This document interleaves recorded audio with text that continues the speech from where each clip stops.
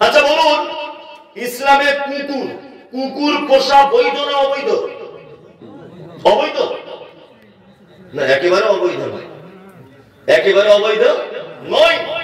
আল্লাহ রাসূলের হাদিস, কেউ যদি ইচ্ছাকৃত বাড়িতে যদি কুকুর লালন পালন করে, প্রত্যেক দিন তার আমলনামা থেকে 2 কেরাত অর্থাৎ 2টি উহুদ পাহাড়ের সমান নেকি।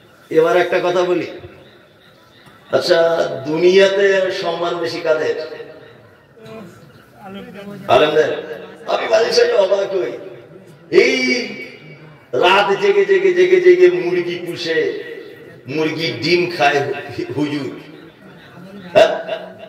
মুরগি পুষে পুষে মেয়েরা বাড়িতে 1 গাদা দেশি মুরগি খায় কে ইমাম সাহেব।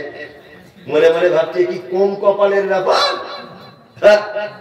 গ্রামের কোটিপতি লোক সে দেশি মুরগি খুঁজে পায় না, অথচ ইমাম সাহেবের মসজিদে প্রতিদিন দেশি মুরগি, প্রতিদিন দেশি মুরগি। কত খাবে খাও, এটা আল্লাহর পক্ষ থেকে, তাই না?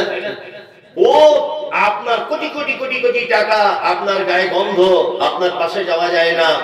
একটা ইমাম সাহেব রাস্তা দিয়ে পার হয়ে গেলে মনে হবে জান্নাতের খুশবু আসছে, শুধু জান্নাতুল ফেরদাউস আতরেছেন। ওই যে চুলে তেল ব্যবহার করে, আর ওই যে জুতো পরে বাড়ি যাওয়ার সময় মসজিদ থেকে, আর যে পাঞ্জাবি ঈদের দিনে পরে, তোমার হাজারো কোটি টাকা থাকলেও তুমি তার ধারে বসে যেতে পারবে না। এটা আল্লাহর পক্ষ থেকে। কার পক্ষ থেকে? আল্লাহর পক্ষ থেকে। এটা কি বললাম বুঝলেন?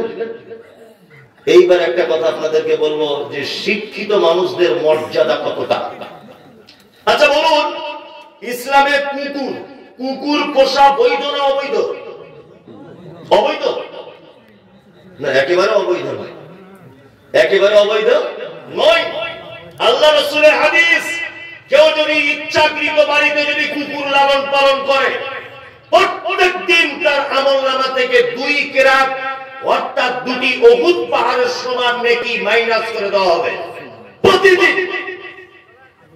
অনেক ধনী মানুষদের দেখতে পাওয়া যায় 4 চাকা গাড়ির পিছনে কুকুর নিয়ে ঘুরছে, তোর মাকে ভাত দেয় না, শীতকালে মায়ের গায়ে চাদর নাই, হ্যাঁ বাড়িতে কুকুর পুষে রেখেছে, তার আবার খাদ্য খাবার আলাদা, প্রতিদিন 2 কেজি করে গরুর গোশত লাগে, তার গায়ে আবার চাদর দিয়ে ঢাকা, মায়ের গায়ে চাদর নাই। এরকম আছে অনেক, আছে না?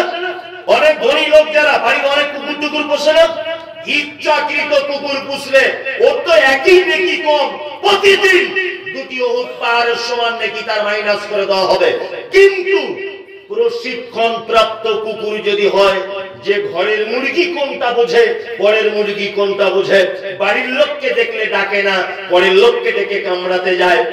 আপনার পোল্ট্রির ফার্মটা চৌকি দেওয়ার জন্য, আপনার ছাগলের ফার্মটা চৌকি দেওয়ার জন্য, আপনার ধানের জমিটা আগলে রাখার জন্য, আপনার বিশাল পাটের গোডাউন চৌকি দেওয়ার জন্য, আপনার বিশাল বড় বিজনেস চৌকি দেওয়ার জন্য এই রকম প্রশিক্ষণ প্রাপ্ত কুকুর আপনি রাখলে রাখতে পারেন, ইসলাম আপনাকে পারমিশন দিয়েছে। শিক্ষিত মানুষ তো দূরের কথা, মুহাম্মদ সাল্লাল্লাহু আলাইহি ওয়াসাল্লাম শিক্ষিত কুকুরকে পর্যন্ত সম্মান জানিয়েছে, তুমি বাড়িতে রাখতে পারবে, কোনো অসুবিধা নেই। শিক্ষিত মানুষ তো দূরের কথা, শিক্ষিত কুকুরকে পর্যন্ত মুহাম্মদ সাল্লাল্লাহু আলাইহি ওয়াসাল্লাম বাড়িতে রাখার পারমিশন দিয়েছেন। কি বুঝলেন? তার মানে শিক্ষিত মানুষের মর্যাদা আছে না নেই? আছে। কত মর্যাদা, ছোট্ট করে একটা কথা বলি। আল্লাহ সুবহানাহু ওয়া তাআলা কেমন মর্যাদা দিয়েছেন?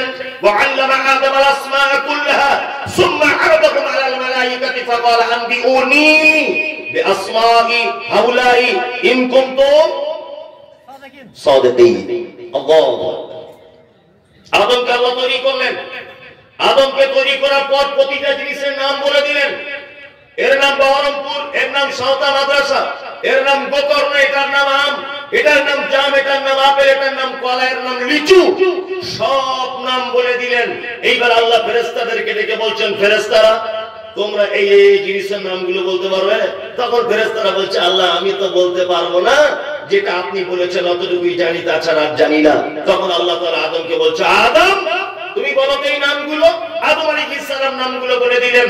তখন আল্লাহ তাআলা ফেরেশতাদেরকে অর্ডার করলেন, এই মালায়েকা আদমকে সিজদা করো। ফেরেশতারা সবাই সিজদায় লুটিয়ে গেল।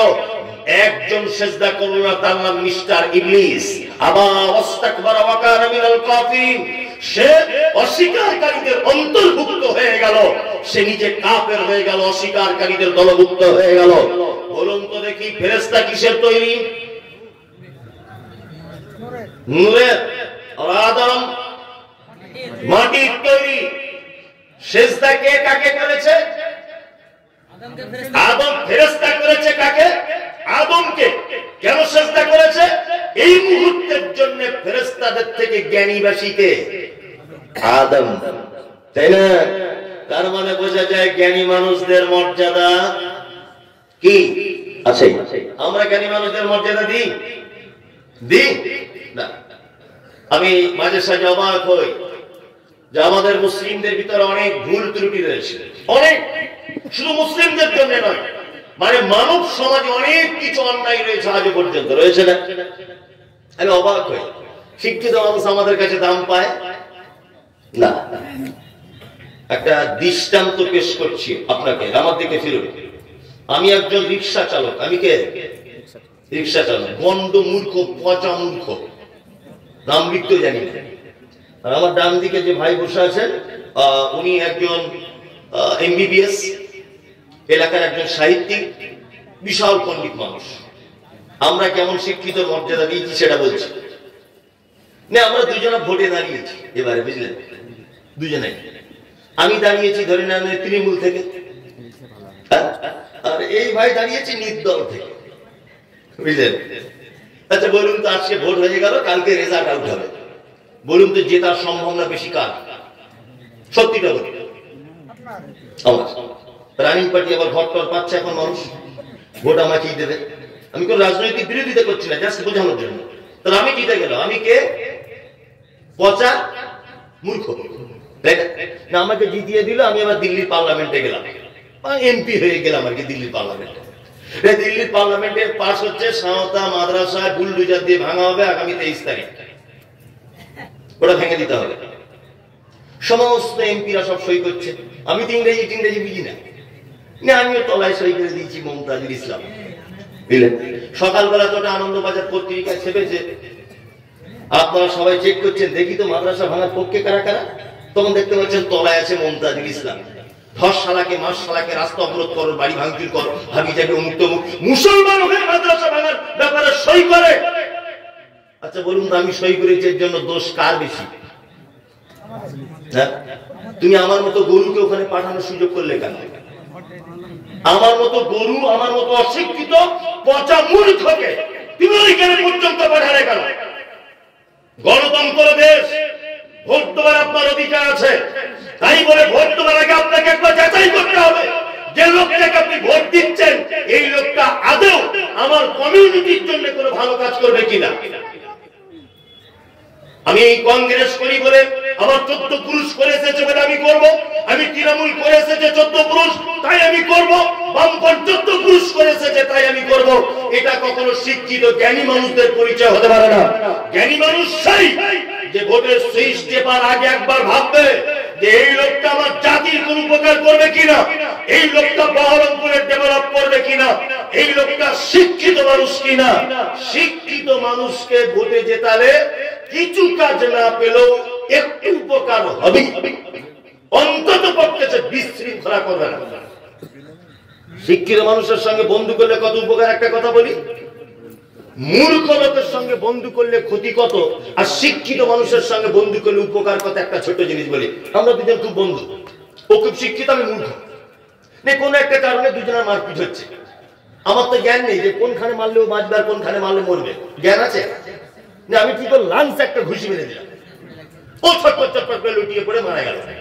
আচ্ছা আমি যদি উচ্চ শিক্ষিত হতাম তাহলে ওকে মারার আগে তো একবার ভাবতাম, এই যদি মারার ইচ্ছা হয় পাছায় নরম মাংস তো মারি, অন্তত বেঁচে থাকবে, তাই না? মারার যদি ইচ্ছা হয় তাহলে এইখানটায় গোশ বেশি, এইখানে একটা ঘুষি মারি, হ্যাঁ, অন্তত বেঁচে থাকবে, তাই না? ওই জন্য শিক্ষিত মানুষদের সঙ্গে বন্ধু করলেও লাভ, আর মূর্খ লোকের সঙ্গে বন্ধু করলে ক্ষতি। আর একটা জিনিস আপনাকে বোঝাই, আমি অসুস্থ, আমার দুটো বন্ধু আছে, ওই আব্দুল সুবহান পিছনে আছে, ও আমার অনেক দিনের বন্ধু, আরে ভাই দুজনে, ভাইও পরিচিত বক্তা মানুষ, দুজনে আছে, দুজনা বন্ধু, কাউকে ছোট করছি না, জাস্ট বোঝানোর জন্য। তা আমি অসুস্থ, দুজনা দেখতে আসছে। উনি লেখাপড়া খুব বেশি জানেন, আব্দুল সুবহান খুব বেশি জানেন, তো ও যখন আসছে, এই নদীয়ার পেয়ারা বিক্রি হয় 2 টাকা পিস, ওই 4টে পেয়ারা নিয়ে আসছে হাতে করে। আর ইনি লেখাপড়া জানেন না, ধরে নেন, কিছু মনে করবেন না ভাই, বোঝানোর জন্য ধরে নেন লেখাপড়া জানেন না। উনি দেখছেন সময় 2 টাকা পিস পেয়ারা নিয়ে যাবো, লোকে কি বলবে। আমি এক কাজ করি, ভাই তোমার নাশপাতি কত? বলছে 800 টাকা কেজি। বলছে 3 কেজি দাও। এও 3 কেজি নাশপাতি নিয়ে এসছে আমার বাড়িতে। আর ও নিয়ে এসছে কটা? 4টে নদীয়ার পেয়ারা। বলুন এই দুইজনের মধ্যে শিক্ষিত কে? কথা বলুন। নাশপাতি বুঝে বলো। হ্যাঁ, কে শিক্ষিত বলুন? পেয়ারা নিয়ে এসছে ও 4টে, আর 4টে নাশপাতি, 4 কেজি নাশপাতি। দুজনার এই মাল আনার ব্যাপারে বা আমার দেখতে আসার ব্যাপারে আপনি শিক্ষিত বলে কাকে প্রমাণ করবেন বলুন? পেয়ারাওয়ালা শিক্ষিত। কারণ ও শিক্ষিত, ভেবে চিন্তে দেখেছে 4 কেজি নাশপাতি খেলে একটা মানুষের শরীরে যতটা ভিটামিন হয় 4টে পেয়ারা খেলে ততটা হয়। কি বলছি বুঝতে পেরেছেন? এই হচ্ছে শিক্ষিত লোকের গুণ। আর অশিক্ষিত লোকের গুণ কি?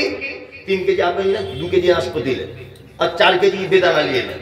অথচ ও 4000 টাকার মাল নিয়ে এসছে। দুনিয়াতে হয়তো ভালো, সবার কাছে উনি বাবা সাংঘাতিক মাল নিয়ে এসছে, কিন্তু শিক্ষিত নয়। যে 4টে পেয়ারা নিয়ে এসছে এ জ্ঞানী লোক। এ চিন্তা ভাবনা করেছে যে এই লোকটার পক্ষে কোন জিনিসটার ভিটামিন বেশি। কি বুঝতে পারছেন? ওই জন্য শিক্ষিত মানুষদের সঙ্গে বন্ধু করলে অনেক উপকার আছে। অন্তত সে আপনার উপকার করতে না পারলো জীবনে কোনোদিন আপনার ক্ষতির লাইন দেখাবে। এই জন্য বন্ধু করলে আল্লাহ কোরআন মাজিদে পর্যন্ত বলেছেন ওয়ারিদ আনিল জাহিলিন। আল্লাহ পর্যন্ত বলছে মূর্খ মানুষদের থেকে দূরে থাকো। কি বলছি বুঝতে পারছেন? আল্লাহ পর্যন্ত বলেছে। এই যে দূরে থাকতে বলেছি কেন? ঘুষি যদি মারে, ঝগড়া হলে লাংসে মারবে, ডাইরেক্ট মারা যাবে। কি বললাম বুঝলেন? এইবার একটা কথা বলছি, আল্লাহ শিক্ষিতদের মর্যাদা দিয়েছেন কি? পৃথিবীর একজন শ্রেষ্ঠ শিক্ষিত মানুষের কথা আপনাদেরকে বলবো, শুনবেন একটুখানি। পৃথিবীর শ্রেষ্ঠ শিক্ষিত, সব থেকে দামি আল্লাহ শিক্ষিত মানুষদের মর্যাদা দিয়েছেন কেমন দেখুন। পবিত্র আল কোরআনে একটি সূরা আছে, সূরাটি একটি লোকের নামে। কোন সূরা? লোকমান। তাই না? লোকমান নবী ছিলেন? রাসূল ছিলেন না। কি ছিলেন? হাকিম, প্রজ্ঞাময়, অত্যাধিক জ্ঞানী। তাই না? বাড়ি কোথায়? লোকমানের বাড়ি হচ্ছে দক্ষিণ আফ্রিকার হাবাসা শহরে। বর্তমান যে শহরটির নাম হচ্ছে ইথিওপিয়া। এই ইথিওপিয়া প্রত্যন্ত গ্রামের মানুষ, নাম তার লোকমান। খুব জ্ঞানী, অত্যাধিক জ্ঞানী। দেখতে কেমন ছিল? ঠোঁটগুলি মোটা, মাথার চুলগুলি পাখির বাসার মতো কালো কুচকুচে, আর সেই রকম মোটা, দেখতে একেবারেই খারাপ। কিন্তু আল্লাহ সুবহানাহু ওয়া তাআলা তার জ্ঞানের প্রশংসা করে পবিত্র আল কোরআনে পর্যন্ত তার নামে একটা সূরা পর্যন্ত অবতীর্ণ করে দিয়েছেন। অত্তর ঘটনা থেকে একটা শিক্ষা পাওয়া যায়, সেটা হচ্ছে এই যে কোনো মানুষের টাকার কারণে তার যোগ্যতা হয় না, কোন মানুষের টাকার পয়সার কারণে তার সম্মান হয় না, কোন মানুষের আভিজাত্যের কারণে তার সম্মান হয় না, কোন মানুষের মানে বংশের কারণে তার সম্ভ্রান্ত বাড়ে না।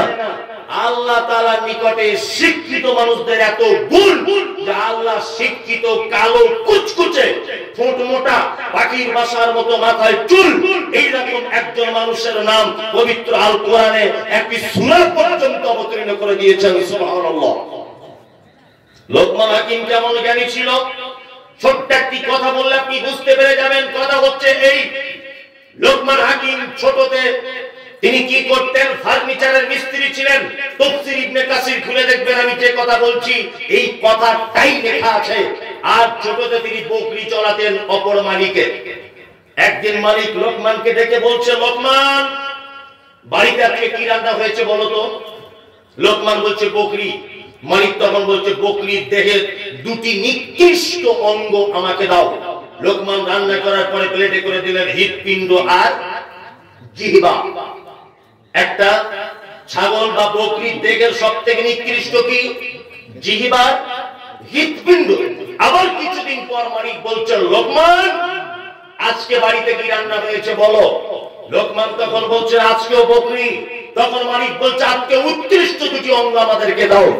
তখন আবার ওই দুটিকেই পেশ করা হলো।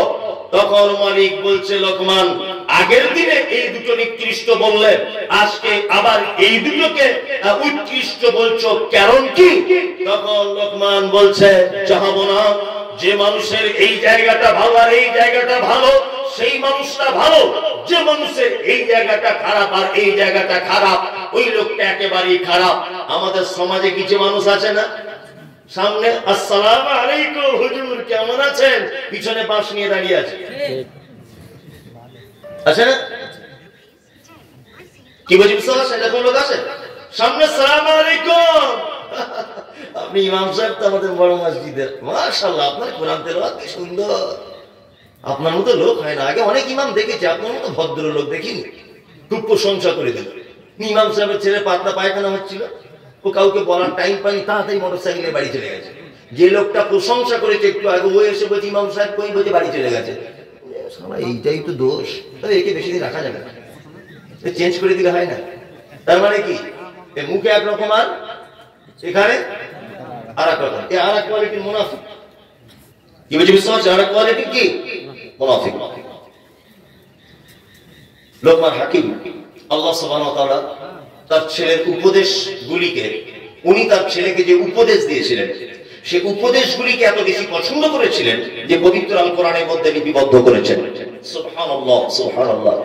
আমি সেই লোকমান হাকিমের, হ্যাঁ 2 মিনিট আমাকে একটু টাইম দেন, আমি ঠিক এ করছি, একটুখানি টাইম দেন নাকি এখন? হ্যাঁ আমি 2-5 মিনিট একটুখানি, আমি তো বুঝতে পারছি। যাই হোক, বিরক্ত হবেন না, আমি 2-5 মিনিট একটা কথা বলে দিই। লোকমান হাকিম অনেকগুলি উপদেশ দিয়েছিলেন তার বেটাকে, আর আল্লাহ সুবহানাহু ওয়া তাআলা তার বেটাকে দেওয়া শিক্ষার কথাটা পবিত্র আল কোরআনে নোট করে দিয়েছেন। কি বললাম বুঝলেন? 1 নম্বর লোকমান হাকিম বলছেন, ওয়াইদ ক্বালা লুকমান লিইবনিহি ওয়া হুয়া ইয়াইদুহু ইয়া বুনাইয়া লা তুশরিক বিল্লাহ ইন্নাশ শিরকা লাযুলমুন আযীম। বেটা, পৃথিবীতে তুমি যাই করো আর না করো, অন্তত শিরিক করো না। শিরিক হচ্ছে পৃথিবীর সবথেকে বড় পাপ। শিরিক কি? পৃথিবীর সবথেকে বড় পাপ। দ্বিতীয় কথা, লোকমান হাকিম তার বেটাকে শিক্ষা দিচ্ছেন, অওয়াসাইয়াল ইনসানা বিওয়ালিদাইহি হামালাতুহু উম্মুহু ওয়াহানান আলা রাহানিন ওয়া ফিসালুহু ফি আমাইনি আনিশকুরনি ওয়া লিওয়ালিদাইকা ইলাইয়াল মাসির। বেটা শোনো, পিতামাতার সঙ্গে অসৎ ব্যবহার করবে না কখনোই, কারণ তোমার মা তোমাকে কষ্টের পর কষ্ট সহ্য করে তোমাকে পেটে ধারণ করে তোমাকে দুধ পান করিয়েছে। কখনো কষ্টিনকালে পিতামাতার সঙ্গে অসৎ ব্যবহার করে দিও। আমি এই ব্যাপারটা নিয়ে 5 মিনিট কথা বলবো। বর্তমানে একটা মারাত্মক অসুখ চলছে, পিতামাতার সেবা যত্ন হয় না। হচ্ছে আপনাদের এখানে করে? খুব কম, খুব কম না? কম। ছোট্ট একটা কথা বলে রাখছি, পৃথিবীতে যদি মনে করেন যে আমি ধনী হব, পৃথিবীতে যদি মনে করেন যে আমি ধনী হব, পৃথিবীতে যদি মনে করেন যে আমি দীর্ঘদিন বাঁচবো, তাহলে দুটো কাজ করবেন। কটি? দুটি। এক নম্বর, নিকট আত্মীয় স্বজনদেরকে সম্পর্ক বজায় রাখবে। 2, আব্বা মায়ের পিছনে বেশি টাকা খরচা করবেন। কি বললাম বুঝলেন? তাহলে আপনার ধনী হতে টাইম লাগবে না, আর বাঁচবেন বেশি দিন। কি বলছি বুঝতে পারছেন? আর পৃথিবীতে যারা ধনী হয়েছে, দান করা ছাড়া পৃথিবীতে কেউ ধনী হতে পারে নি। বকিল কৃপণ লোক, ও সারা জীবন কৃপণ থেকে যাবে, ওর বংশ 14 গোষ্ঠী কৃপণ থেকে যাবে, জীবনে ধনী হতে পারবে না। যদি আপনি ধনী হতে চান, তাহলে আপনাকে দান করা শিখতে হবে। আপনাকে একটা লজিক আমি এই মুহূর্তে দেখছি, দেখুন। আচ্ছা, আমার সারা জীবনের ইনকাম 1 কোটি টাকা আল্লাহ বরাদ্দ করেছে। কে? আল্লাহ বরাদ্দ করেছে। আমি 1 কোটির 1 টাকা বেশি ইনকাম করতে পারবো না, তাই তো?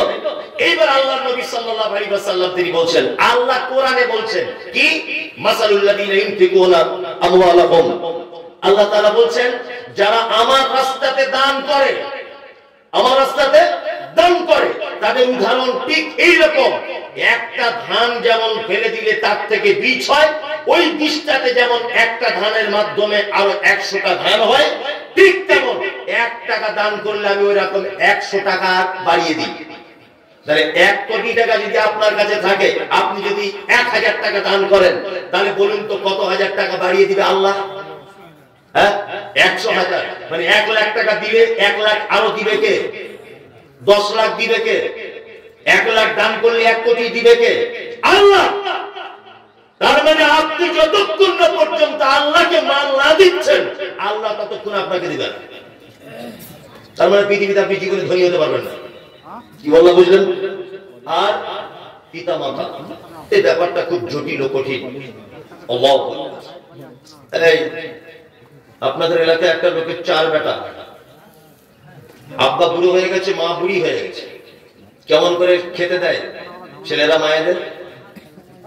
পালি পালি সিস্টেমে খেতে দেয়। মনে হচ্ছে যে ওর মা মসজিদের মুয়াজ্জিন আর ওর বাপ ইমাম সাহেব। আবার যদি একদিন এদিক ওদিক হয়ে যায়, একদিন, তাহলে বেটারা কি বলে? ক্যালেন্ডার দেখে খেতে পারো না, বলে না আমাদের তরকারি কি খুব মিষ্টি, আজ কতদিন হলো আমাদের বাড়িতে খাওয়া, বলে না? বলে।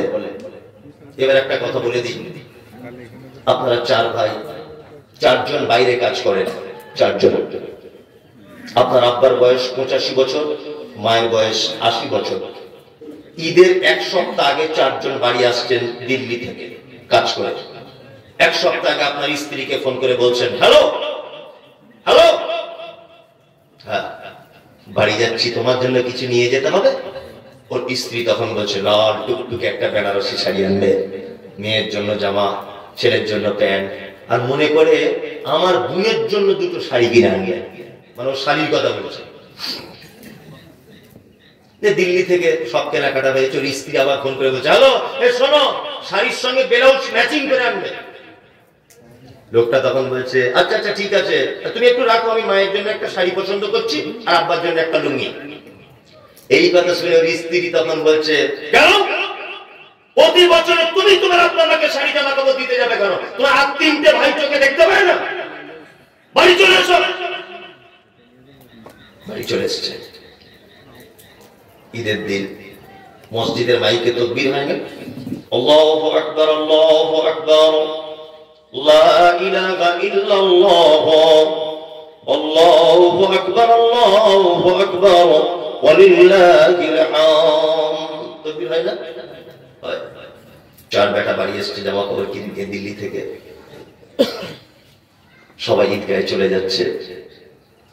ওরা 4 ভাই যুক্তি করে ওরা আব্বা মাকে ছোট ভাইয়ের সিঁড়ির তলাতে রাখার ব্যবস্থা করে দিয়েছে।